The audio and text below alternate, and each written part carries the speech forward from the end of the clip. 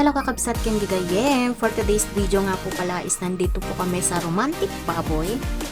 Dito nga pala kami nag-celebrate ng birthday ko ng aking pamangkin. So masarap po yung kain ko dito kasi nga libre. So ang inavail nga po namin dito na sangyup is yung worth 549 each. So bali apat nga lang po yung in-order namin. Yung muksal, spicy beef. So ayan, tignan nyo naman patong-patong na yan. Dapi sangyup at syempre tinikman din namin yung scallops nila. O, diba? Scallops. Marami nga din po palang choices dito. So, nasa sa inyo po kung ano po yung pipiliin nyo.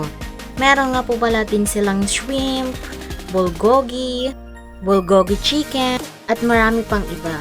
So, it's your choice talaga kung ano yung pipiliin nyo at saka kung ano yung gusto nyo imukbang dito. So, ayan guys, after nga po namin maubos yung spicy beef dyan, nagtingin-tingin na naman kami ng aking pamangkin kung ano yung next target namin.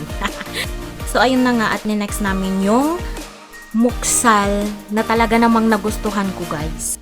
So, ayan na nga guys, talagang sinulit ko talaga yung samgyup dito. So, sino din po dito yung nagustuhan yung muksal nila? Grabe, nasarapan talaga ako dito, nakatatlong order ako dito, promise, ako lang nakaubos. Namimiss ko na kasi yung lasa ng dinakdakan namin dun sa La Union, kaya yun. Kasing lasa talaga ng dinakdakan yung muksal dito sa Romantic Baboy guys. Ewan ko kung ako lang ang nakakalasa nun.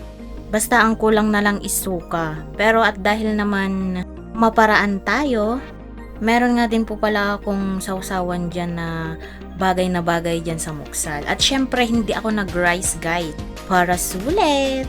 So thank you for watching guys, and please support me by subscribing to my channel.